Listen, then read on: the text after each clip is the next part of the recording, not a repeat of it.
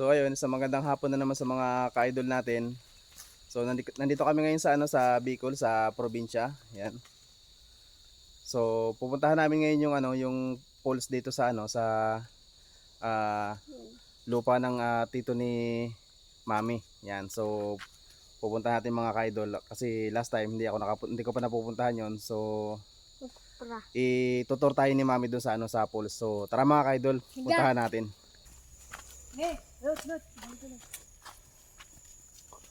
Diyan daan.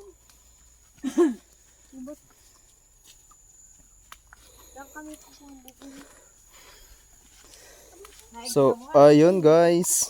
Tumayo tubig. Ay, gumawa ka niyan, Han, makamano ka niyan, maano ka niyan, hiwa ka niyan. Hindi pa. Mayo. Saan nakalagay yung baka natin? Sa akin nakalagay, madulas ang daan. Baka hindi tubo. So, ayun guys, pupunta kami sa sa falls. So, medyo madulas ang daan dito kasi umulan kanina. Kaya medyo madulas yung daan. Dahil pala dito mga puno ng puno ng mahogany oh. Ayan oh. Mami, tama nga mahogany nga to no? Dami oh, daming puno ng mahogany.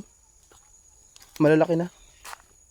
So ayun guys, at medyo maputik yung daan ngayon kasi umulan kanina tanghali. Yan o. So kasama namin yung dalawang bata ngayon. Yan. Pamangkin ni Mami.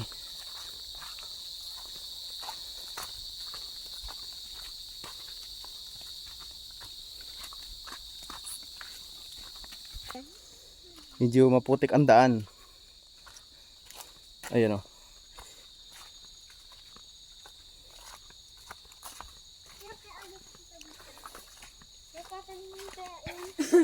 Tapos ang dami dito mga mga puno ng mahogany. Tapos nyog. Nyog. Ano mo na?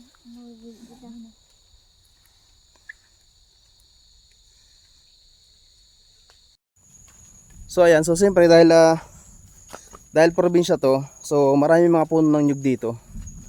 Nyugan pa rin. Nyog. Ayan, nyugan pa rin yan. Liling dito dapat din yung alam agyan dito.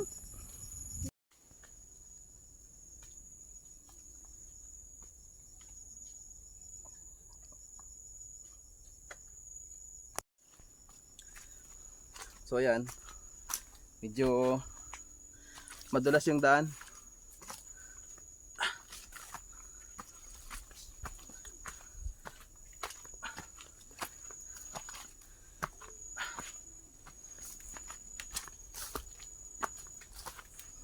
Ay, madulas. Saka yung lupa dito mga ka-idol, kulay pula ang lupa. Kaya talagang pag nabasa yung lupa, madulas talaga. So ayun, pagdating nga pala namin dito sa napakarami dito pinyahan. Ayun, napakaraming pinyahan dito.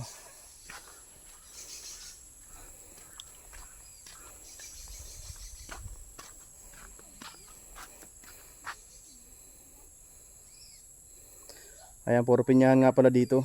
Ayan oh. Daming pinyahan.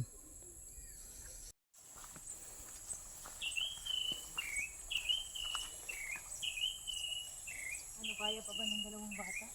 Okay, yan. Medyo madulas ha. Medyo madulas ang daan. Alalayan mo si Kulot.